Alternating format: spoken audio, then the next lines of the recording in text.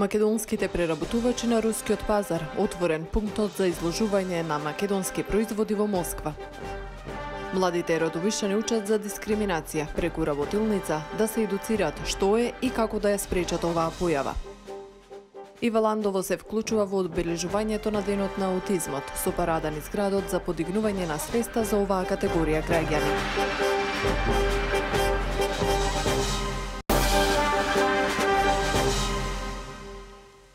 Поштовани гледачи, добре дојдовте во вториот дневник на телеканала А1. Подпредседателот на владата и министер за надворешни работи Никола Поповски вчера ги имаше првите директни средби во Белата куќа со представници на новата администрација на председателот Доналд Трамп.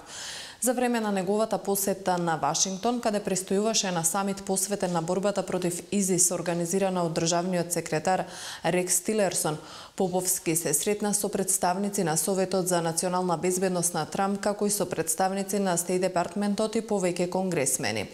Средбите се пред се во насока на воспоставување на директна комуникација со новата администрација во Вашингтон на председателот Трамп. Во овој контекст е многу значајно што обезбедуваме поддршка од поголем број на конгресмени кои имаат значајна македонска заедница во областите каде се избрани.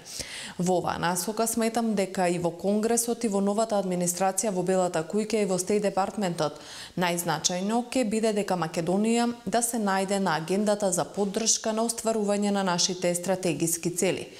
Поповски изјави за македонската телевизија. Според министерот, главни теми на разговорите биле состојбата во Македонија и регионот, како и начините на подобрување на американско-македонските односи.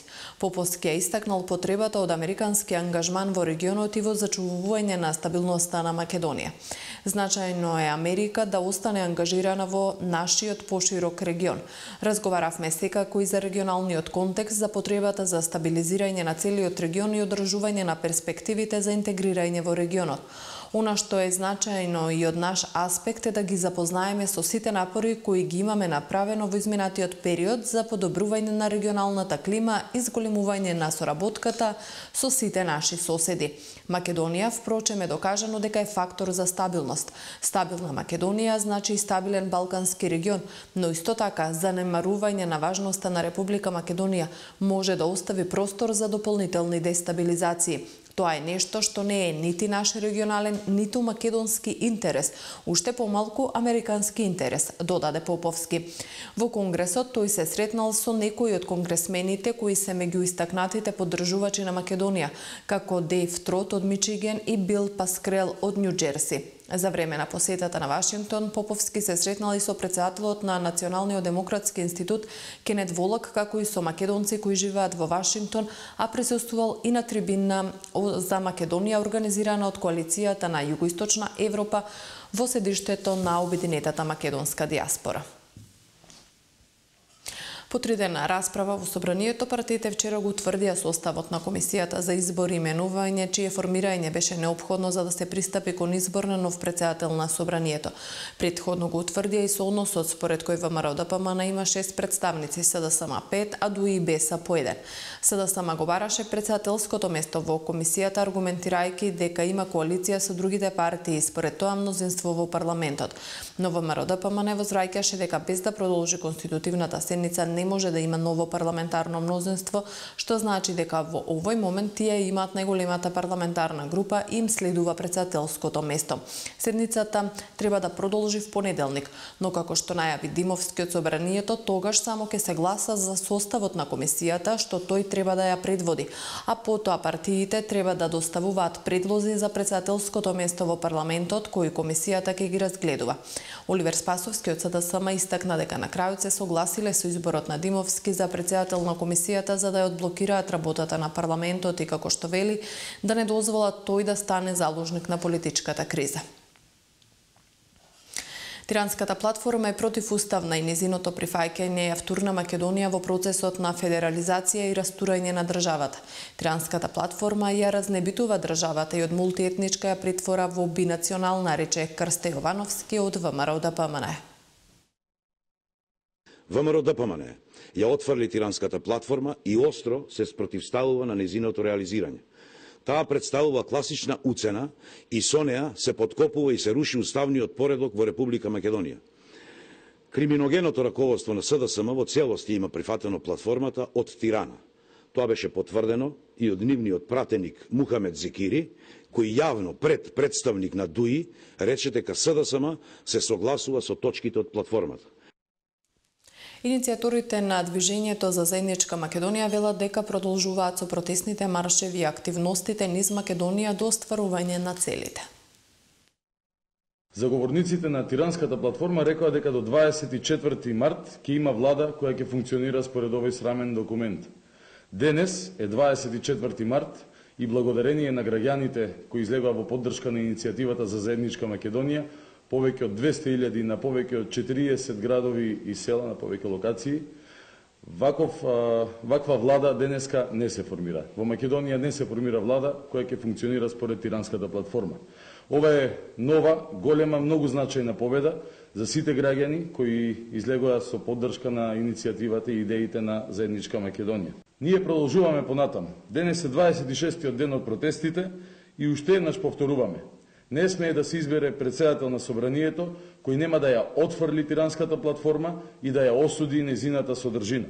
Упорноста, присуството, посветеноста и разбирањето што го имаме кај народот ни дава сила и право да ги повикаме во уште поголем број, да не се откажат и да продолжиме до остварување на своите цели. Председателот на Комисијата за образование на СДСМ Петар Атанасов најави дека новата влада прво ќе го укине екстерното тестирање, кое според него освен притисоци врз учениците и казни за наставниците не донесло ништо добро за образованието. Во основното образование во првите 5 години ќе има само описно оценување. Оценки ќе има во следните 4 години. Бројот на ученици во паралелка ќе го намалиме на 25 ученици во просек. Во средното образование, покрај класичното 4-годишно гимназиско и стручно образование, ќе воведеме и можност за завршување по втора и трета година кај стручното образование. Така, оние кои сакаат побрзо да се вклучат во пазарот на трудот, нема непотребно да ги задржуваме во образовниот систем. Новата влада ќе ги врати и ќе ги почитува автономијата и достоинството на универзитетот. Ќе ги преиспитаме сите дисперзирани студии.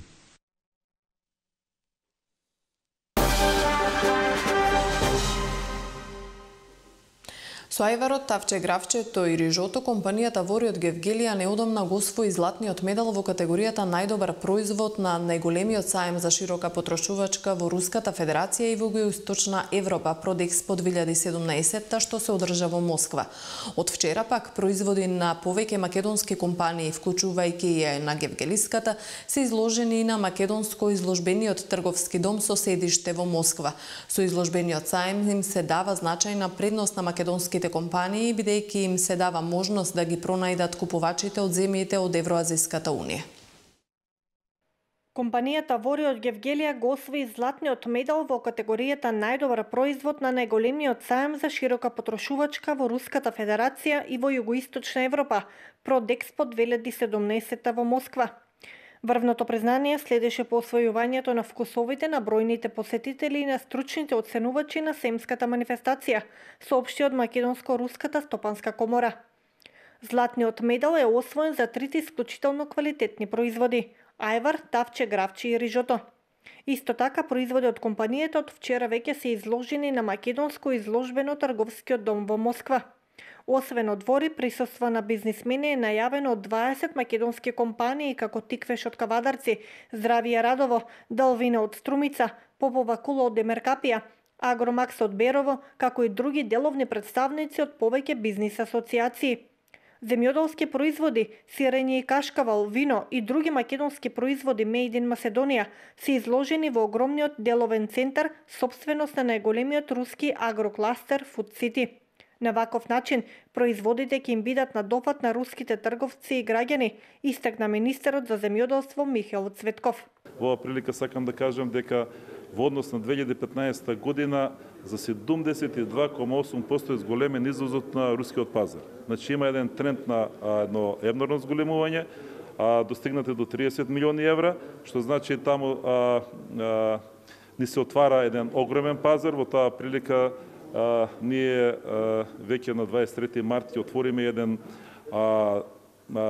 деловен простор каде што сите земјоделски стопанства, односно преработувачи, можат да ги изнесуваат своите производи и да им се помогне да најдат пазар односно да најдат пазар во Русија. Со изложбениот саем им се дава значајна предност на македонските компании, бидејќи им се пружа можност да пронајдат и купувачи од земјите од Евроазиската унија, односно од Белорусија, Арменија, Киргистан и Казахстан. Надлежните очекуваат дека со центарот ќе се зголеми размената и ќе се намали трговскиот дефицит на македонската страна. Компаниите имаат целосно комерцијална, правна и царинска поддршка од фирмата Македонски дом, специјализирана за таа намена. А Фондацијата Елена Лука одржа уште една работилница на тема недискриминација за средношколците од Средното основно училиште Коста Сусинов од Радовиш, со цел младите средношколци да се запознаат со формите и видовите дискриминација, како и да ги спречат негативните ефекти од овој општествен феномен. Нова работилница на Фондацијата Елена Лука на тема недискриминација се одржа во Средното општинско училиште Коста Сусинов во Радовиш. Целта на оваа работилница, како што истакна Благородна Шопова од Фондацијата Елена Лука, е младите средношколци да ги запознаат формите, видовите и основите на дискриминација и во кои области од општествениот живот ја среќаваме. Опфаќаме практични примери, се задржуваме исто така и на дискриминацијата која што постои на пазарот на труд, особено кај девојките, која што е многу присутна, да знаат, да ја препознаваат и ги мотивираме пред се тие во својата средина да делуваат во насока на спречување на дискриминацијата, зашто сите понекогаш можеби и несвесно дискриминираме или понекогаш сме жртви на дискриминација. Според Шопова, овие работилници се интерактивни и вклучуваат предавање, групна работа и вежби, што за младите е прифатлив концепт кој им помага и понатаму да делуваат во насока на спречување на овој негативен општествен феномен. Фондацијата дава поддршка и на самохрани мајки и во 2016 година поддржа 6 самохрани мајки од 6 општини. Исто така разговараме кои се последиците од дискриминацијата за една личност, меѓутоа и пошироко за една општина, за една заедница, па дури и глобално. Изминатата 2016 година поддржа 6 самохрани мајки од 6 општини за отпочнување на бизнис или продолжување на веќе постоечкиот. Ова 2017 година вклучуваме 5 мајки од 5 општини, меѓу кои Радовиш, што значи дека еве и повик до сите оние самохрани мајки кои што сакаат да отпочнат некаков бизнис или да го прошират веќе постоечкиот, да не контактираат. Поддршката за самохрани мајки е во вредност од 100.000 денари неповратна помош и е наменета за почнување на бизнис или за проширување на веќе постоечкиот. Оваа фондација одржува повеќе работилници од ваков тип. Претходно се одржа работилница за родова еднаквост, а следната работилница на тема спречување на родово базирано насилство ќе се одржи наредниот месец. Во одбележувањето на Светскиот ден на аутизмот, што се случува секоја година на 2 април, годинава ќе се приклучи и Дневниот центар за деца со посебни потреби од Валандово, кој во соработка со Основното училиште Јосип Броз Тито организира настан по тој повод. Сите сме различни, но треба да се прифаќаме онакви какви што сме. Под ова мото во среда во центарот на Валандово ќе се одржи парада со ученици од Основното училиште Јосип Броз Тито, како и со децата од Дневниот центар за деца со посебни потреби. Настанот со кој ќе се одбележи Светскиот ден на аутизмот, кој инаку се случува на 2 април, е поместен во работен ден со цел пораките да допрат до што повеќе луѓе, велат организаторите.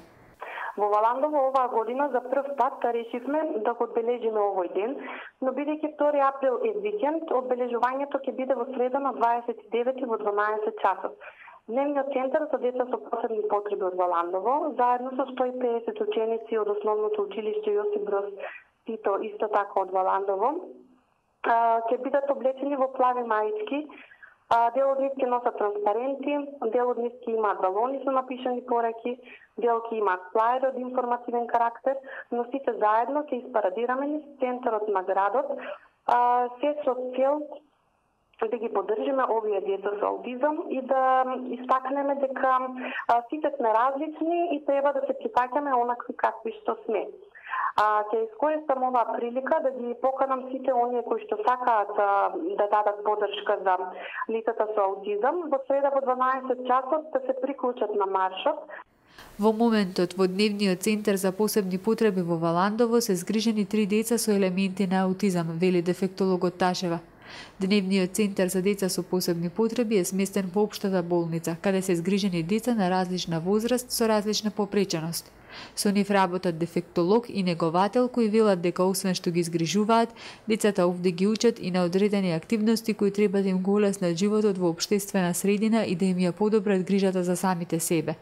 На 2 април секоја година се одбележува Светскиот ден на аутизмот, востановено нарушување на невролошкиот развој, кое се карактеризира со намалена способност за социјализација и за комуникација и со ограничено и повторливо однесување, знаци кои се манифестираат пред 3 годишна возраст. Целта е да се подобри квалитетот на животот на лицата со аутизам, да се згрижат тие деца, да им се даде рана диагностика, ран третман, право на едукација и здравствена заштита.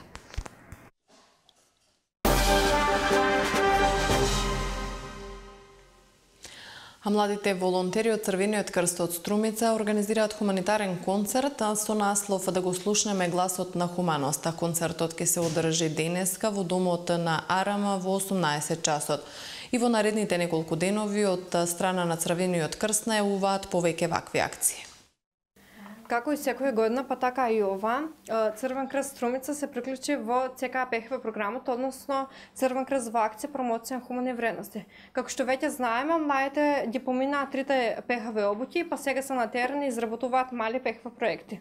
Инициирани се веќе неколку проекти, па сега јас би сакала да најавам неколку акции кои се поврзани во тие ПХВ проекти, кои се дел од тие ПХВ проекти. Вечерва на 24.3, односно 24 март, со почеток во 18:30 часот во просториите на Дом на Арама Струмица ќе се одржи еден хуманитарен настан "Да го слушаме гласот на хуманоста".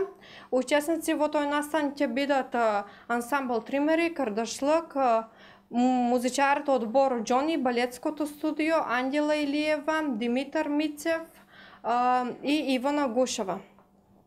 Со собраните средства ќе бидат помогнато на едно социјално загрозено семејство, па така ве замолуваме да дојдете, бидејќи со вашето присуство ќе помогнете да промениме нечи живот и ќе примамите насмевка на луѓе кои можеби не ги познавате. Исто така, утре на 25 март во Маркетот Хоризонт Струмица, една од групите организираат собирна акција каде купувачите ќе бидат во можност да донираат производи по нивна желба, а со собраните средства или со донираните производи ќе бидат помогнато на едно социјално загрозено семејство од општина Босилова.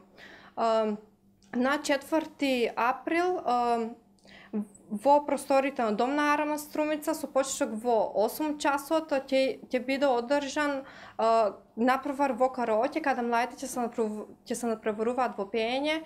Исто така сакам да ја најавам и представата "И јас сум птица", која ќе биде одржана во просториите на Дом на Арама повторно Струмица со почеток во 8 часот.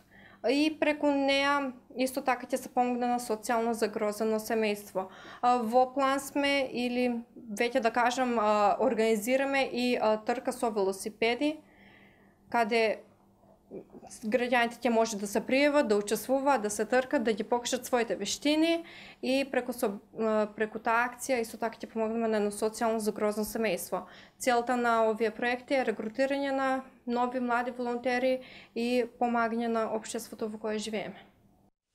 А синоќа во просториите на Центарот за култура Ацо Караманов во Радовиш ще одржа концерт на Здравко Васко баритон. Да погледнеме дел од атмосферата таму.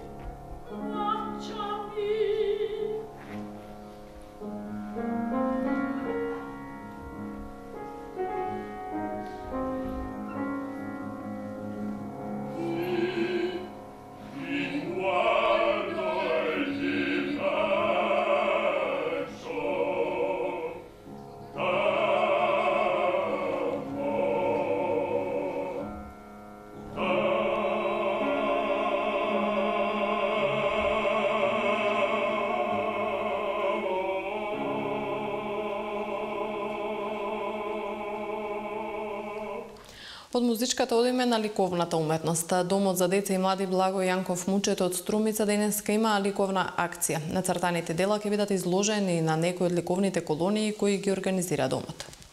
Со денешната манифестација Цртање во природа, која што е на тема пролетта и во нашиот крај, Домот за деца и млади Благо Мучето го одбележува денот на пролетта. Домот за деца и млади е институција од културен и образовен карактер, која што секогаш ги користи поводите или за да има одреден настан. Меѓутоа, кога имате соработка со учениците од основните училишта, како што нашата општинска институција секогаш има добра соработка, не треба ни посебен повод, ни посебен настан за да се организира некоја активност. Меѓутоа, мораме да кажеме дека децата од општинските училишта, од основните училишта, секогаш имаат желба да соработуваат со нас, па така и ние со нив, и денешниот настан е со цел да се одбележи денот на пролетта. На овој убав ден, како што е денеска, и ни одговара да ја одбележиме доаѓањето на пролетта, и во тој контекст денеска децата кои што ги гледате позади мене работат на темата Слободно пролет, која што кој како од каков аспект и како размислува за пролета, така и ќе биде нанесено на цртежите кои што ги имаат пред нив. Сега во зависност од тоа што ќе создадат децата, ние ќе бидеме побогати за едно 10-15 цртежи кои што како институција во иднина ќе имаме можност да ги изложиме на некоја изложба која што често ги правиме во нашата институција. Од сабота кон недела со поместување на стрелките на часовникот за 1 час нанапред, односно од 2 на 3 часот по полноќ, почнува летното сметање на времето. Во продолжение да слушнеме и какво време не очекува викендот. Од сабота кон недела со поместување на стрелките на часовникот за 1 час нанапред, односно од 2 на 3 часот по полноќ, почнува летното сметање на времето. Преминувањето од зимско на летно сметање на времето е воведено со образложение дека се продолжува денот, се овозможува заштеда на електрична енергија, се зголемува продуктивноста на работната сила, се подобрува прилагодувањето на луѓето и работниот ден станува поефикасен. Летното сметање на времето завршува во последната недела во октомври, кога во 3 часот наутро стрелките на часовникот ќе се поместат за 1 час наназад. Времето во Македонија утре ќе биде сончево со мала до умерена облачност, а во попладневните часови ќе има локален дожд, кој повремено ќе биде пороен со ретки грмежи, особено во планинските подрачја. Температурата ќе биде во интервал од 19 до 25 степени, информираат од Управата за хидрометеоролошки работи. Во недела ќе преовладува променливо облачно време со повремени врнежи од дожд на места со умерен интензитет, а ќе има и услови за ретки грмежи. Во текот на денот ќе дува умерен, во западните делови повремено засилен западен ветер.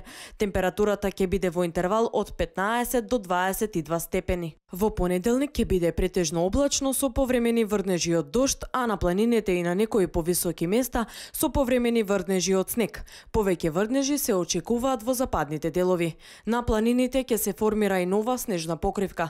Температурите во понеделник позначително ќе опаднат и ќе бидат во интервал од 7 до 13 степени. Потоа ќе преовладува стабилно време со ниски утрински температури, кои во средината на неделата ќе се движат од -2 до 4 степени, а дневните ќе бидат во постепен пораст.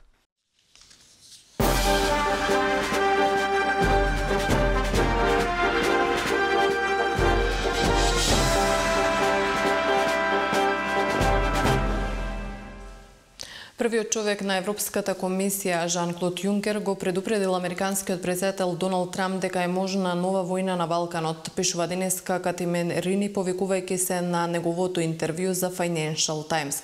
Во интервјуто Јункер изразил загриженост за реакциите на Трамп по одлуката на Велика Британија да излезе од Европската унија.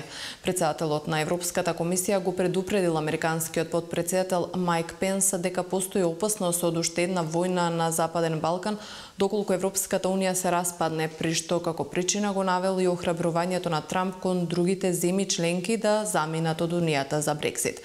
За ова и за другите информации од светот во продолжение во блокот. Во италијанскиот главен град Рим утре ќе се одржи самит на Европската Унија на кој треба да се роди нова Европска Унија со 27 членки. Според дипломатски извори до Брисел, целта на собирот ќе биде обновената интеграција која во својот фокус ќе го има единството, а не создавањето на Европа на повеќе брзини.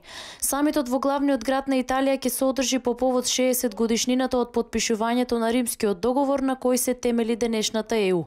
Се очекува лидерите на 27 земји да ги истакнат достигнувањата од Римската декларација во досегашните европски интеграции и да дадат насоки за идната ЕУ. Клучната порака од Рим треба да биде порака за единство. Новото бебе треба да се нарекува единство, а не Европа со повеќе брзини, изјави дипломатски извор додавајќи дека Европа со повеќе брзини треба да биде предупредување, а не цел. Најмалку 29 затвореници побегнаа преку тунел долг 40 метри ископан под затвор во Сиудад Викторија во мексиканската држава Тамаулипас, наведе на Твитер портпарол на полицијата во државата. Тунелот бил ископан во зона што одамна де факто била под контрола на затворениците, призна во изјава за локално радио Алберто Родригес. Тоа бегство е нов удар за мексиканските власти откако пред една недела 5 членови на наркокартел побегнаа од друг затвор во северозападниот дел од Мексико.